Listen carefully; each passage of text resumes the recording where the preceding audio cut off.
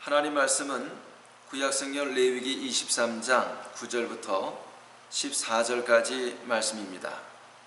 여호와께서 모세에게 말씀하여 이르시되 이스라엘 자손에게 말하여 이르라.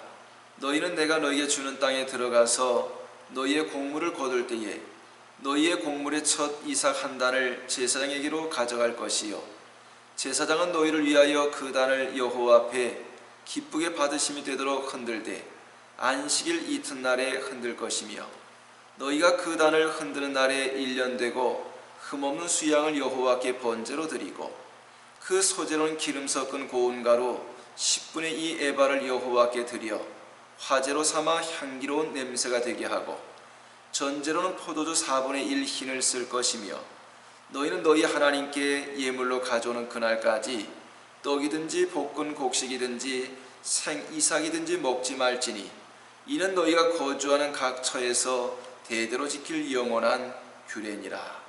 아멘. 우리 제일가족 여러분, 언제나 우리 하나님 앞에 감사의 신앙을 잃지 않고 생활하실 수 있기를 바랍니다. 일이 잘 될 때에는 물론 감사하겠지만 일이 어렵고 문제가 있는 중에도 늘 우리 마음 가운데 감사의 신앙을 잃지 말아야 할 것입니다. 우리가 믿는 하나님은 모든 것을 합력해서 선을 이루어 주시는 살아계신 하나님이십니다. 오늘 레위기 23장 이 말씀은 절기장입니다. 하나님께서 이스라엘 백성들에게 7가지 절기를 지키라고 말씀하셨는데 이것은 곧 영원한 규례라고 말씀하셨습니다. 성도 여러분, 돌아오는 주일은 교회력에 따라서 맥주 감사주일로 맞이하게 됩니다. 오늘 우리 모든 성도들은 이스라엘 백성들이 이 절기를 통해서 하나님 앞에 감사의 신앙을 가졌던 것처럼 늘 감사의 신앙을 견지해서 우리 하나님 앞에 더 사랑받고 또 하나님의 은혜가 풍성해서 늘 감사할 조건이 가득 차 넘치는 삶이 될 수 있기를 바랍니다.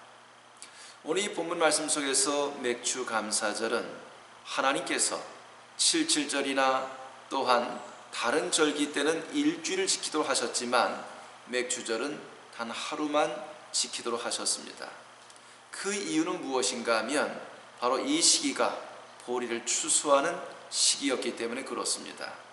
이것은 이스라엘 백성들을 향한 하나님의 배려였던 것입니다. 이스라엘 백성들은 이 맥주절을 지키면서 하나님께서 오늘 우리에게 추수할 수 있는 이런 복을 주셨다고 하나님 앞에 감사의 고백을 드렸습니다. 오늘 우리는 우리의 모든 삶의 자리를 돌아보면 하나님께서 우리 모든 필요를 채워주시고 또 은혜 가운데 인도하신 삶인 것을 우린 바라보게 됩니다. 진짜 하나님께서 도와주시지 아니하시면 우리가 아무리 애쓰고 수고한다 할지라도 이 모든 수고는 허사일 수밖에 없습니다.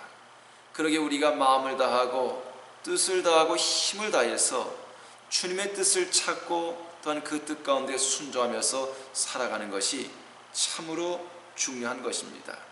비록 지금 나의 형편이 힘들고 어려움 가운데 있다 할지라도 더 주님 뜻 가운데 굳게 서서 생활하게 될 때에 마치 하나님께서 다윗을 점점 강성하게 하신 것처럼 이 같은 은혜와 축복을 우리 모든 제일가족들의 가정과 삶 속에 가득히 하나님께서 채워주실 줄로 믿습니다.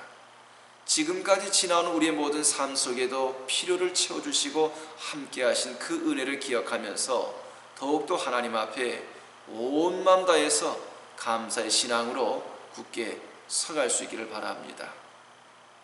우리가 하나님 앞에 감사해야 될 이유 가운데 한 가지는 하나님의 말씀을 주신 것이 오늘 우리가 주 앞에 감사해야 될 아주 중요한 조건이 되는 것입니다. 하나님께서 이스라엘 백성들을 출애굽시키신 이후에 시내산에서 율법을 주셨습니다.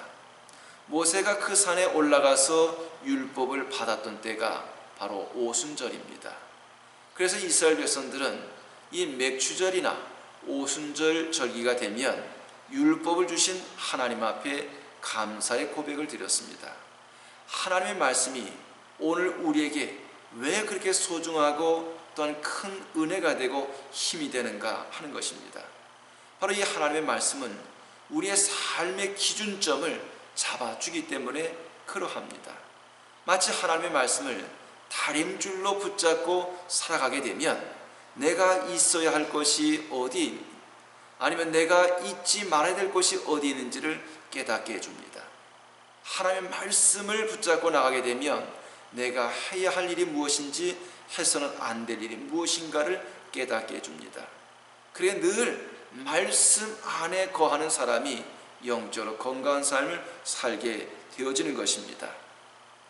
몇 년 전에 만취한 운전기사가 대형 트럭을 몰고 운전하다가 그만 고속도로에서 중앙선을 넘어서 마주오는 버스와 충돌하는 대형 사고가 있었습니다.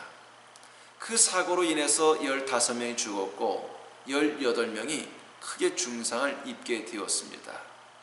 술에 만취한 가운데 운전하다 보니까 중앙선을 넘어서 그만 큰 대형 사고를 일으키게 된 것입니다. 세상을 돌아보게 되면 우리 주변에 인생의 중앙선을 넘나드는 사람들이 적지 않아 많이 있습니다. 그래서 대형 사고가 터지게 되는 것입니다. 인생의 중앙선을 넘는 이유가 무엇일까요? 인생의 중앙선이 무엇인가를 분별하지 못하기 때문에 그러한 것입니다. 그런데 감사하게도 이 하나님 말씀은 우리가 있어야 할 것이 어디인지, 있어서는 안 될 것이 어디인지, 해야 할 일이 무엇인지, 해서는 안 될 일이 무엇인지를 우리와 하여금 깨닫게 해주고 보여주는 것이 바로 하나님의 말씀입니다. 그래서 이 하나님 말씀 안에 거하는 사람은 인생의 대형 사고를 피해가게 됩니다. 말씀 안에 거하는 인생은 안전한 삶, 평화로운 삶, 은혜로운 삶을 살 수 있는 비결이 바로 여기에 있는 것입니다. 세상의 모든 이치가 그러하지만 있어야 할 곳에 있는 것이 아름다운 것이 아니겠습니까? 여성의 아름다운 매력의 요소 가운데 머리카락을 빼놓을 수가 없습니다. 헤어스타일에 따라서 그 외모나 그 아름다움이 더 빛날 수도 있고 또 그러지 못할 수도 있습니다. 이 머리카락이 머리에 붙어 있을 때에 아름다움의 가치가 드러나지 않습니까? 만약에 말입니다, 이 머리카락이 밥 속에 있으면 밥맛이 떨어집니다. 머리카락이 국 속에 들어가면 국맛이 떨어지게 되는 겁니다. 누가 뭐래도 이 머리카락은 머리에 붙어 있어야 하는 것이 아니겠습니까? 마찬가지로 우리 사람도 내가 있어야 될 자리에 있는 것, 그리고 또 내가 해야 할 그 일에 사명감을 가지고 살아가는 삶이 아름다운 인생이고 또한 성숙한 신앙을 가지고 살아가는 삶의 모습인 줄로 압니다. 하나님의 말씀은 정말 감사하게도 내가 있어야 할 것과 잊지 말아야 할 것, 내가 해야 할 일과 하지 말아야 할 일들을 깨우쳐주고 보여주는 것이 하나님 말씀입니다. 그래서 말씀 주심이 늘 우리에게는 감사한 것입니다. 그리고 이 말씀은 오늘 우리에게 길을 보여줍니다. 시편 119편 105절 말씀 보면 주님의 말씀은 내 발의 등이요 내 길의 빛이니이다 말씀하고 있습니다. 오늘 우리가 신앙의 인생 여정에 있어서 우리가 나아가는 그 길을 가르쳐주는 것이 하나님 말씀입니다. 그뿐만 아니라 우리 가정이 행복한 가정으로, 또는 오늘 우리의 사업장과 직장과 모든 삶의 자리에도 하나님의 축복받는 길로 인도해 주는 것이 바로 이 주의 말씀 가운데 있습니다. 말씀을 통해서 하나님께서 여러분의 영혼의 길을 인도해 주시고 또한 생업의 길을 인도하시는 그 은혜와 축복이 늘 풍성할 수 있기를 바랍니다. 하나님의 말씀은 우리 영혼을 정결하게 해줍니다. 시편 119편 9절 말씀 보면 청년이 무엇으로 그의 행실을 깨끗하게 하리이까 주의 말씀만 지킬 따름이니이다 말씀하고 있습니다. 저는 이 시대를 바라보면서 이 시대의 희망은 우리 거룩한 성도들이라고 생각을 합니다. 이 시대가 아무리 부패하고 썩었다 할지라도 영적인 구루토기와 같은 우리 성도들이 말씀 붙잡고 말씀 안에 거룩한 삶을 살아가게 될 때에 바로 이 나라의, 이 민족에 희망이 있다고 생각을 합니다. 그런데 만약에 우리 그리스도인들이 그 신앙이 세속화되어져 버리면, 그러면 이 시대는, 이 사회는, 이 가정은 소망이 없습니다. 우리가 말씀을 붙잡고 사는 것이 바로 우리가 영적으로 사는 길이고, 우리 가정이 사는 길이고, 우리 교회가 회복되어지는 길이고, 이 나라가 사는 길인 것입니다. 사랑하는 성도 여러분, 세상주를 붙잡고 사는 것이 아니라 늘 하나님 말씀 붙잡고 나갈 수 있길 바랍니다. 그래서 말씀 안에서 우리의 심령과 영혼을 날마다 새롭게 하시는 그 은혜 속에 여러분의 영혼이 더 맑고 깨끗한 투명한 영성과 진동하는 영성을 가지고 생활할 수 있기를 바랍니다. 하나님의 말씀은 병든 인생을 수술해 줍니다. 히브리서 4장 12절 말씀 보면 하나님의 말씀은 좌우의 날선 검과 같다고 말씀을 하고 있습니다. 그래서 우리의 영혼과 관절과 골수까지 찔러 쪼개기까지 한다고 말씀을 합니다. 병든 인생을 살아가던 사람이 하나님 말씀 앞에 손바닥에 영적인 또 인격적인 심령의 놀라운 변화를 받아서 정말 값진 인생으로, 명품 인생으로, 비싼 인생으로, 아름다운 인생으로 변화되어 살아가는 분들을 우린 주위에서 얼마든지 발견하게 됩니다. 하나님의 말씀은 그 자체가 능력이 있어서 병든 인생, 병든 영혼, 병든 삶을 고쳐주는 이런 힘이 있는 것입니다.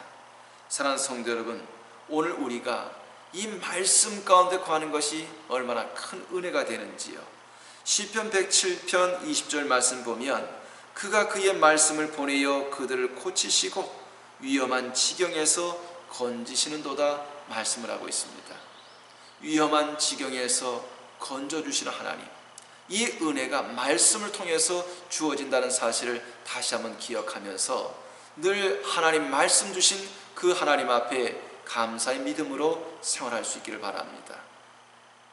오늘 우리는 성령 하나님께서 성령의 은혜 부어주심을 우린 늘 깨닫고 이로 인해서 하나님 앞에 감사하는 믿음으로 나가야 할 것입니다.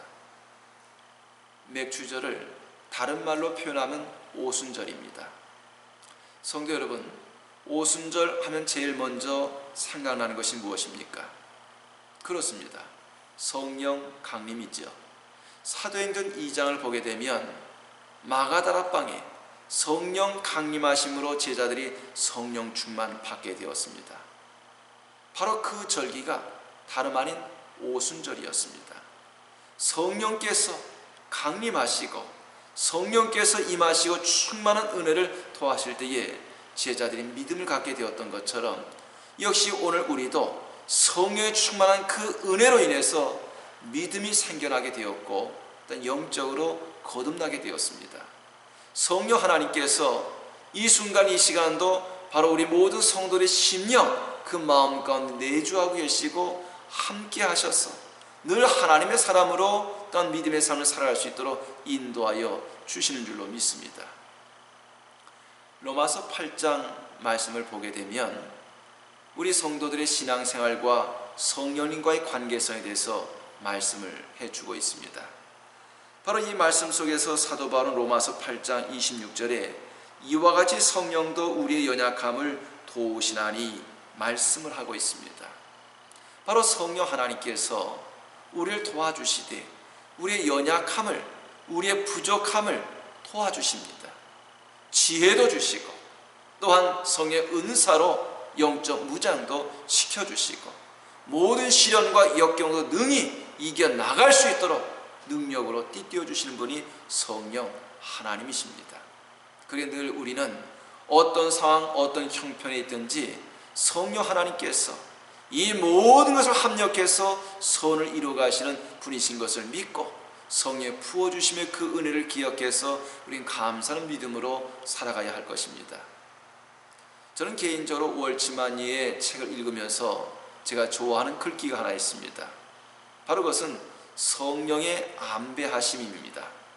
성령 하나님께서는 우리가 좋은 일을 만날 때, 아니면 또한 어려운 일을 만날 때, 기쁜 일이 생겼을 때, 슬픈 일이 생겼을 때, 또 일이 잘 되었을 때, 또한 일이 어려울 때에도 이 모든 것을 골고루 안배하셔서 합력하셔서 선을 이루어 주시는 하나님이시라고 하는 그런 말씀입니다. 사랑하는 제일가족 여러분, 진정 성령의 안배하심의 은혜가 우리 가운데 함께 하심을 여러분이 확신하고 믿는다면 어떤 상황, 어떤 형편에 있든지 늘 하나님 앞에 감사하는 믿음과 이 고백을 가지고 살아가실 수 있기를 바랍니다. 어느 여자 선교사님의 선교 보고를 통해서 제가 받은 은혜가 있습니다. 이 선교사님이 아프리카 선교사로 부름을 받고 이제 파송받기 직전에 악성 위궤양으로 심이나도 고통과 어려움 가운데 지나게 되었습니다. 병을 치료해야 되는 이런 중요한 시기에 무작정 선교지로 간다고 하는 것은 큰 위험 부담이었습니다. 하지만 기도하는 가운데에 결단을 갖고 아프리카 선교 현장으로 가게 되었습니다. 하지만 더 큰 어려움은 선교 본부에서 선교 지원금을 보내주지 않은 것입니다. 그러게 제대로 선교 활동도 할 수가 없었고 한 달 넘도록 매일같이 보리죽만 먹으면서 정말 고생스럽게 생활을 하였습니다. 한 달이 지난 이후에 본부로부터 선교 지원금이 도착하게 되었고 그래서 선교 활동을 하게 된 것입니다. 1년의 그 사역의 기간이 끝나고 난 다음에 본부에 돌아와서 선교에 대한 보고를 하게 되었습니다. 그 보고 마치고 난 이후에 마침 그 자리에 앉아있던 한 교우, 의사였던 분이 이렇게 이야기하더라 합니다. 선교사님, 하나님께서 선교사님을 정말 사랑하십니다. 물론 그와 같은 이야기는 누구나 쉽게 할 수 있는 이야기고 또한 그분도 늘 그런 이야기는 본인도 하고 많이 들었던 말이었습니다. 그는 정작 그 다음 말이었습니다. 악성 위궤양이라는 병은 아무것도 먹지 않아야 고칠 수 있는 병입니다.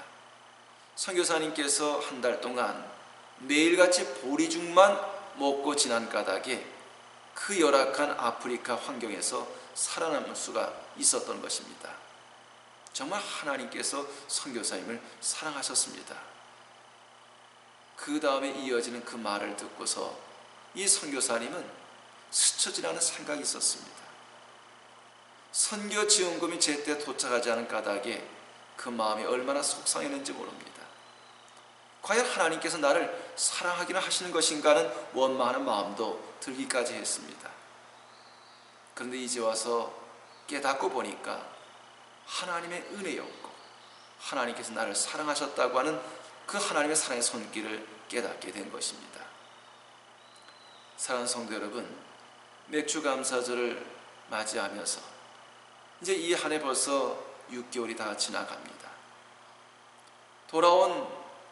지나온 우리의 삶을 돌아보게 되면 하나님께서 매 순간마다 우리와 함께 하시고 또한 지켜주시고 인도하신 그 은혜를 우리 모두가 깨닫고 발견하게 되지 않습니까? 에베네셀 하나님, 여기까지 인도하시고 도움이 되신 하나님께서 앞으로도 우리의 모든 삶의 필요를 다 채워주실 줄로 믿습니다. 늘 우리의 필요를 아시고 채워주시는 하나님 앞에 온 마음 다해서 감사하고 또한 인생의 바른 길로 갈 수 있도록 영적으로 승리하는 삶을 살아갈 수 있도록 말씀을 주신 하나님 앞에 감사하고 이 순간도 우리와 함께 하셔서 도우시고 인도하시는 성의 역사하심과 또한 성의 기름 부음의 그 은혜와 우리 심령 뱃속에서부터 생수의 강이 흘러 넘치도록 은혜를 도와하시는 우리 하나님 앞에 감사하는 믿음으로 생활할 수 있기를 주의 이름으로 축원합니다. 기도하겠습니다. 사랑하시는 아버지 하나님, 지나간 반년을 돌아볼 때에 하나님께서 우리 심령 가운데 또 우리 가정과 생업과 모든 삶의 자리에 베풀어 주신 그 은혜가 얼마나 귀하고 얼마나 풍성한가를 다시 한번 깨닫게 하시니 감사합니다. 때를 따라 도와주시는, 우리의 필요를 채워주시는 하나님 앞에 늘 감사하는 그 믿음과 신앙 가지고 살아갈 수 있도록 주님께 더욱더 은혜 위에 은혜를 더하여 주심을 믿습니다. 우리의 연약함, 곤고함, 어려움 가운데서도 오직 주바라기 신앙으로 굳게서 생활하며 감사의 믿음으로 생활할 수 있도록 인도하여 주옵소서. 또한 주의 사람으로, 하나님의 사람으로 굳게 서갈 수 있도록 말씀을 주시고 또 말씀 가운데 세워주시니 감사합니다. 세상 줄 붙잡지 않고 오직 주의 말씀만 굳게 붙잡고 절대 순종의 신앙으로 살아갈 수 있도록 인도하여 주시며, 성령님께서 우리와 함께 하시고 성령 충만함과 기름 부음의 은혜를 더하신 것을 늘 감사한 믿음으로 살아갈 수 있도록 인도하여 주옵소서. 우리 하나님 앞에 감사의 사람으로, 감사의 신앙으로 살아갈 수 있도록 인도하신 주님 앞에 날마다 찬미와 감사와 영광 되는 삶이 될 수 있도록 우리 모든 제일가족 한 분 한 분을 붙잡아 주시고 인도하여 주옵소서. 예수님의 이름으로 기도하옵나이다. 아멘.